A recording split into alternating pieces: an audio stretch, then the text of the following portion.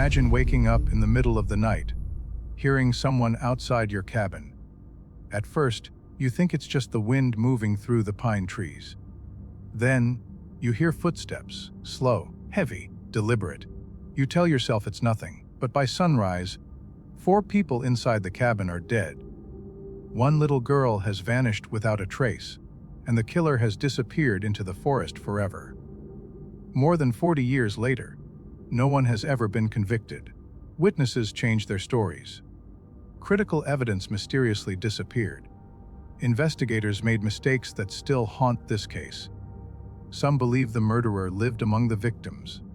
Others believe powerful people helped cover up the truth. But what if the real story is even darker than anyone imagined? Welcome to the Midnight Archive, where forgotten mysteries, disturbing discoveries, and the darkest true stories are brought back into the light. Tonight, we're opening the case files of one of America's most chilling unsolved murders, the Keddie Cabin Murders. Northern California is known for its breathtaking forests, towering pine trees, crystal clear rivers, and peaceful mountain towns. During the late 1970s and early 1980s, families escaped to these quiet places hoping to leave behind the noise and stress of city life. Hidden deep inside Plumas County was a small resort community called Keddie. It wasn't famous. It wasn't wealthy. Most Americans had never even heard of it. Keddie was the kind of place where children rode bicycles without fear. Neighbors knew each other by name, and cabins sat peacefully beneath endless forests. To outsiders, it looked like the perfect place to disappear from the chaos of the modern world. But sometimes, the quietest places hide the darkest secrets. Cabin 28 looked almost identical to the others. A simple wooden cabin, a tiny porch, large windows facing the trees. Nothing about it suggested that it would soon become one of the most infamous crime scenes in American history. Inside lived the Sharp family. 36-year-old Glenna Susan Sharp had recently moved there with her 5 children after separating from her husband. Life hadn't been easy. Money was always tight. Susan worked hard to provide for her children, hoping Keddie would offer them a fresh start. The slower pace of life seemed perfect for raising a family. Neighbors described Susan as kind and caring. She wasn't rich. She wasn't powerful. She was simply trying to rebuild her life. Her oldest son, 15-year-old John Sharp, had become the man of the house. Like many teenagers, he carried responsibilities far beyond his age. Helping his mother, looking after his younger brothers and sisters, trying to protect his family. His younger brother, 12-year-old Rick, loved sports and spending time with friends. 10-year-old Greg was quiet but adventurous. 5-year-old Tina was the youngest. Bright, playful, always smiling. She adored her older siblings. She trusted everyone around her. No one could imagine that she would become the center of one of America's greatest unsolved mysteries. Living nearby was 14-year-old Dana Wingate. Dana wasn't part of the Sharp family by blood. He was John's best friend. The 2 boys were nearly inseparable. Donna often spent the night at Cabin 28. To everyone around them, it seemed completely ordinary. The summer of 1981 arrived like any other.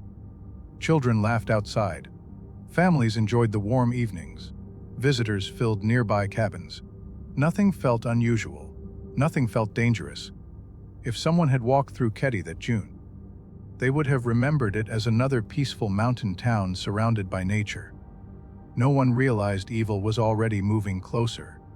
On the evening of April 11, 1981, the Sharp family settled into what seemed like another ordinary Saturday. John and Dana decided to spend the evening together. Rick visited a nearby cabin where friends were staying. Greg eventually returned home. Susan relaxed inside Cabin 28 with little Tina. Outside, darkness slowly swallowed the mountains. The temperature dropped. The forest became silent. Only the sound of insects and distant wind filled the night. Somewhere beyond those trees, someone was watching. To this day, investigators still don't know exactly when the killer first approached Cabin 28. There were no surveillance cameras, no security lights, no witnesses who saw exactly what happened. The timeline remains one of the biggest mysteries of the case. But investigators believe everything changed sometime after 10 p.m. What happened next would horrify even the most experienced detectives. Evidence later suggested that whoever entered Cabin 28 knew exactly where they were going. This wasn't random.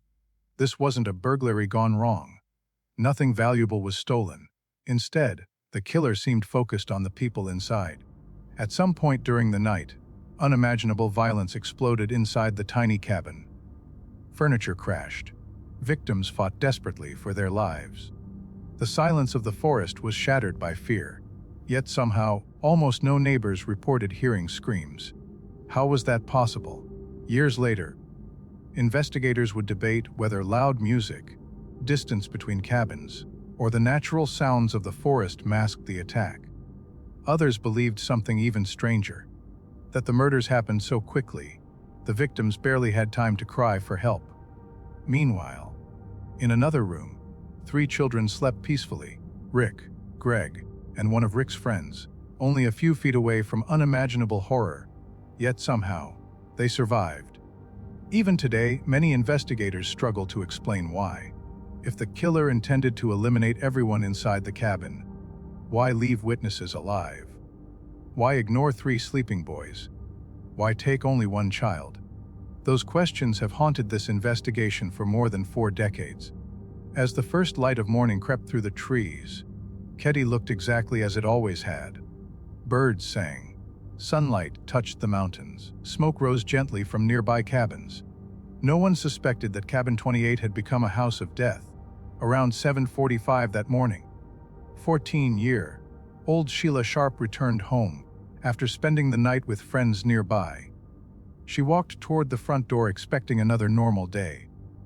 Instead, she stepped into a nightmare that would stay with her forever. The living room looked wrong.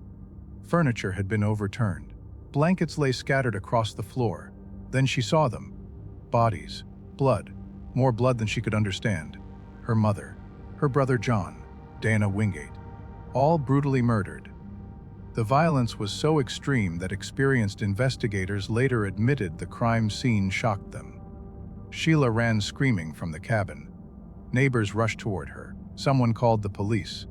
Within minutes, the peaceful mountain community transformed into a massive crime scene. Sheriff's deputies arrived expecting a routine emergency. Nothing prepared them for what they found inside. The victims had suffered horrific injuries. Evidence suggested they had fought desperately against their attackers. Blood covered the walls.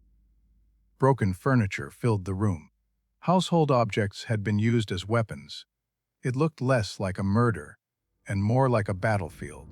Detectives immediately began searching the rest of the cabin. Then they made a discovery that seemed almost impossible. 3 boys alive, untouched, sleeping peacefully in a bedroom. Rick Sharp, Greg Sharp, and Rick's young friend had somehow slept through, or survived, the attack. Investigators couldn't believe it. The room showed no signs of violence. The killer had never entered, or perhaps the killer had chosen not to.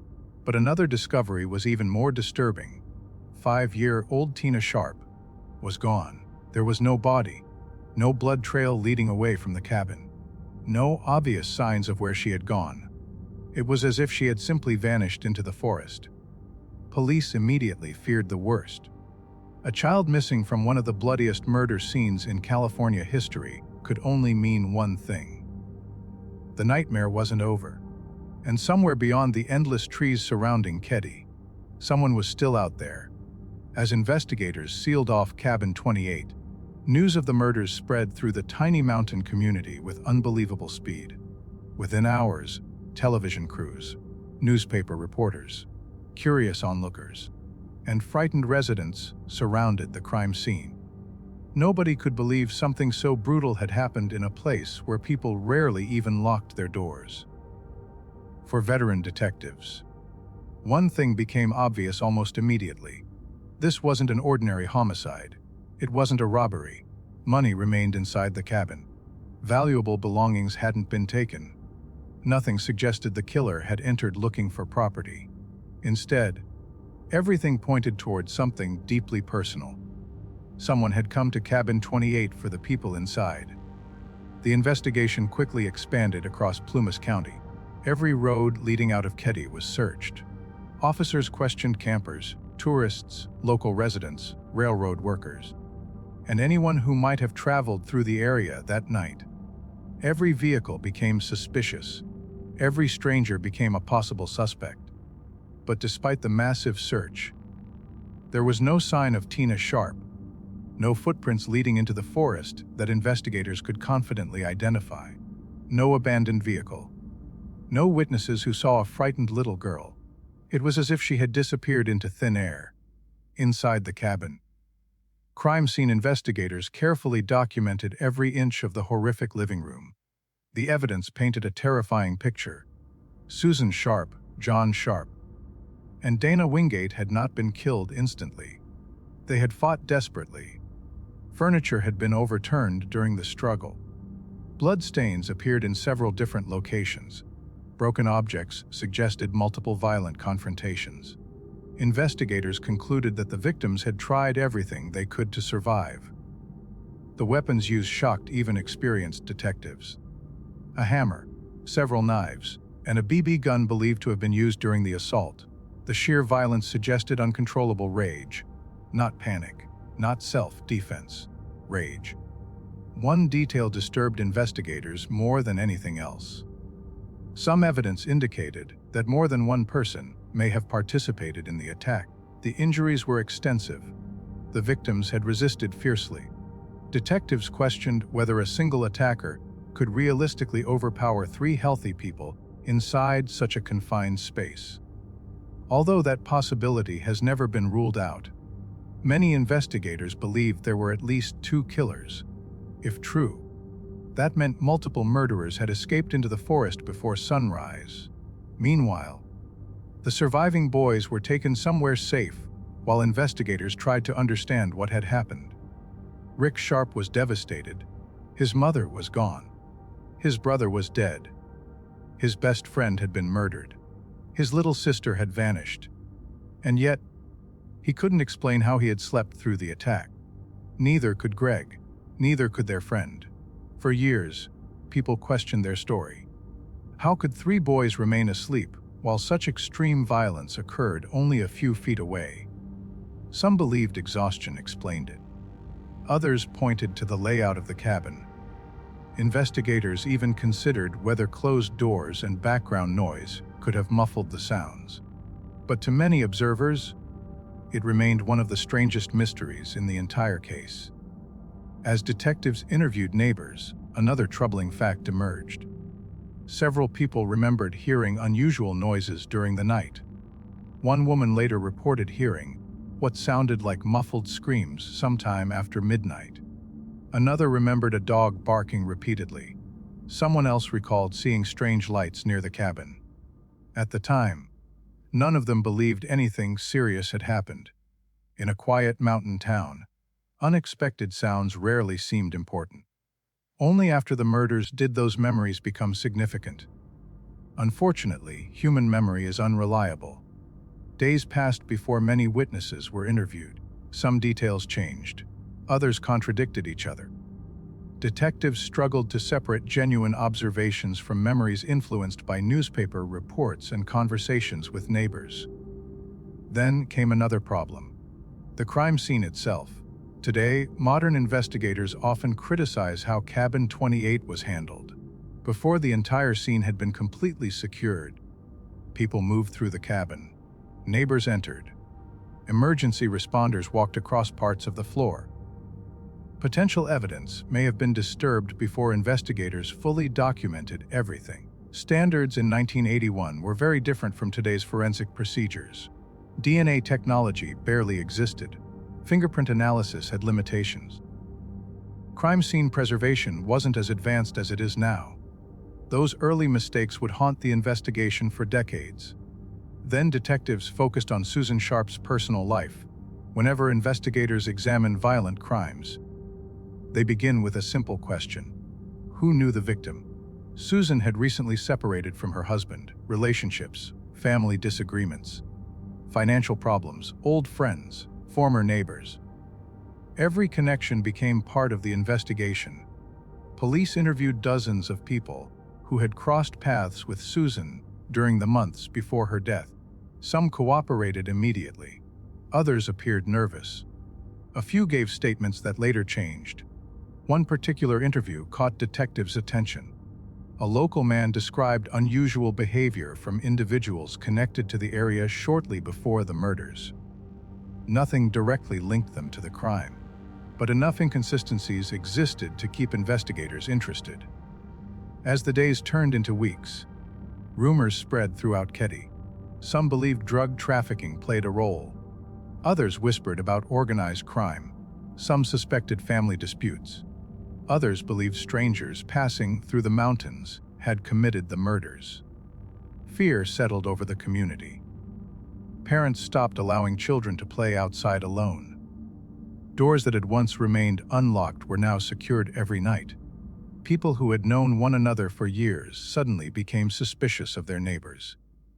Then, 3 days after the murders, the investigation took an unexpected turn. Hundreds of miles away, a woman claimed she had seen a frightened young girl matching Tina Sharp's description. The report immediately triggered hope. Perhaps Tina had escaped. Perhaps she had been kidnapped and was still alive. Investigators rushed to follow every lead. Phone calls flooded police stations. Possible sightings arrived from different cities. Each one offered a small spark of hope. Each one eventually led nowhere. Weeks became months. The national media continued covering the story. The missing child became the emotional center of the investigation. Finding Tina meant finding answers. But she remained missing. Then detectives began examining another disturbing possibility. What if the killers had known the family personally? The attack seemed targeted. The victims had been restrained during portions of the assault. The killers appeared comfortable moving around the cabin. Nothing suggested panic. Nothing suggested urgency. It almost seemed as though they believed they had plenty of time. That possibility terrified investigators. Because if the killers were familiar with the victims, then someone inside the community might have been hiding the truth. Police identified several persons of interest over the following months. Some had criminal histories. Others had connections to Susan. A few failed polygraph examinations, but none could be charged. Physical evidence remained frustratingly limited. Without eyewitnesses, without DNA, without Tina, the case slowly began losing momentum. Every unsolved investigation reaches a dangerous stage. The moment when fresh evidence stops appearing. Witnesses stop calling. News cameras leave. Public attention fades. For the Keddie murders, that moment came far too quickly. Cabin 28 stood empty, its windows dark, its front porch silent. Visitors drove past hoping to catch a glimpse of the infamous building. Some claimed strange things happened there after sunset. Unexplained noises, moving shadows, an overwhelming feeling of being watched.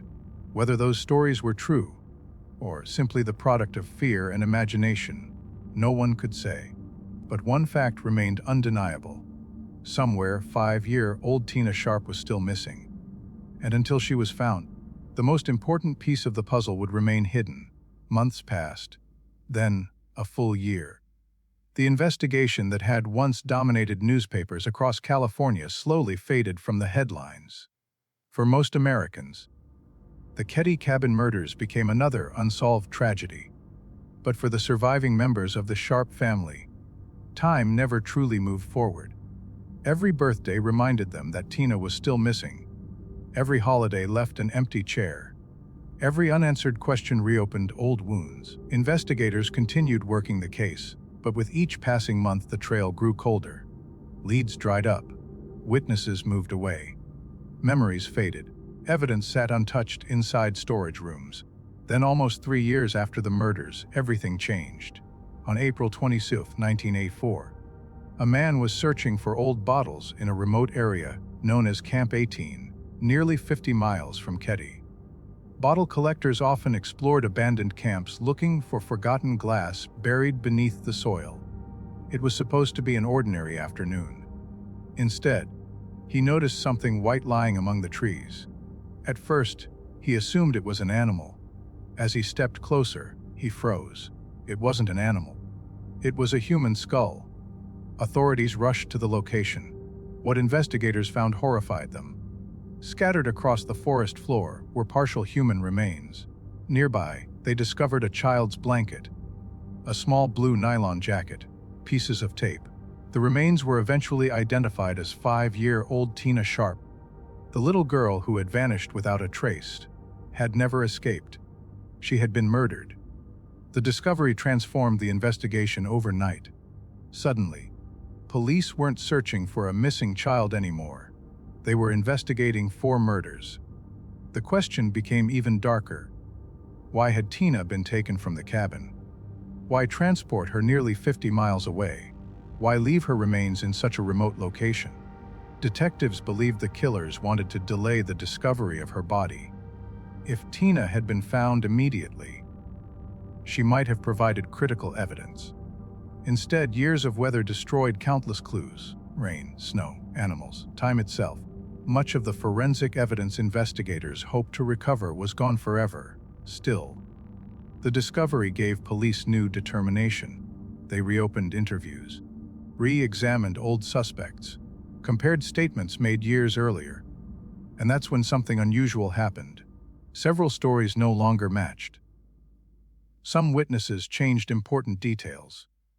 Others suddenly claimed they couldn't remember conversations they had once described clearly. One particular suspect continued drawing attention: Martin Smart, a neighbor who lived close to Cabin 28. Smart had reportedly argued with Susan Sharp before the murders.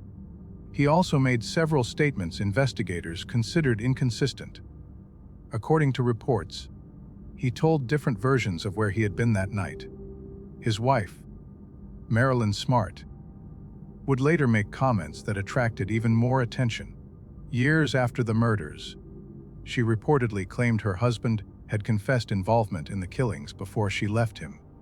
If true, it could have changed everything. But proving an alleged private confession decades later is extraordinarily difficult.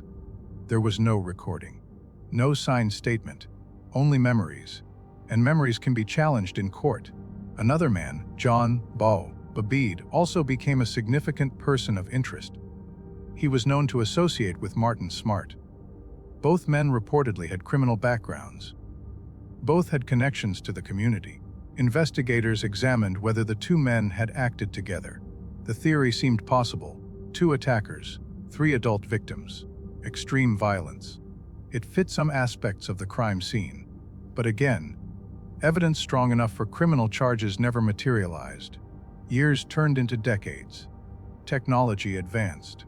DNA science transformed criminal investigations across America. Cold cases once considered impossible suddenly found new life. The Keddie case was no exception. Modern investigators reopened old evidence using techniques unavailable in 1981. Items once thought useless suddenly became valuable. Tiny biological traces, microscopic fibers, advanced laboratory testing. Investigators hoped science would finally answer the questions that eyewitnesses never could. Then, in 2013, a stunning discovery shocked everyone following the case. While searching near the abandoned cabin, investigators located a rusty hammer. Not just any hammer. One believed to be consistent with injuries suffered during the murders. It had remained hidden for more than 30 years. Only a short distance from Cabin 28. How had it gone unnoticed for so long? That discovery renewed public interest around the world. Television documentaries returned. Podcasts examined every detail. Internet investigators began studying maps, photographs, and police reports. The Keddie Cabin Murders entered a new generation. Millions who had never heard of the case suddenly became fascinated. Modern detectives also discovered something deeply frustrating. Important evidence from the original investigation had either been misplaced, poorly documented, or never fully examined. Some reports contained contradictions. Certain interviews appeared incomplete. Potential leads had never been followed, Every mistake made in 1981 now carried enormous consequences, because once evidence disappears, it rarely comes back. Investigators publicly acknowledged that errors during the early investigation likely damaged the case. Not because anyone wanted the murders to remain unsolved, but because homicide investigations in small rural communities during the early 1980s simply lacked many of the forensic tools available today. Still, the possibility of solving the case remained alive. New DNA testing, digital evidence analysis, improved forensic reconstruction. Each advancement offered another chance. Then another surprising detail emerged. Investigators revisited an old letter that Susan Sharp had reportedly written before her death. Some believed it hinted at personal conflicts. Others argued it proved nothing. Like so many pieces of the Keddie mystery, its true significance remains debated, even today. Authorities have identified individuals they believe were likely involved. But belief and proof are not the same thing. Without evidence strong enough to satisfy the legal standard required in court, no murder convictions have ever been secured. More than 4 decades later, Cabin 28 no longer exists. The structure was demolished years after the murders. Visitors can no longer stand inside the room where the attack occurred. Nature has slowly reclaimed the area. Trees continue growing. Birds continue singing. The forest looks peaceful once again, yet beneath that quiet landscape, the memory of what happened refuses to disappear. Some mysteries survive because the evidence was never found. Others survive because the truth arrived too late.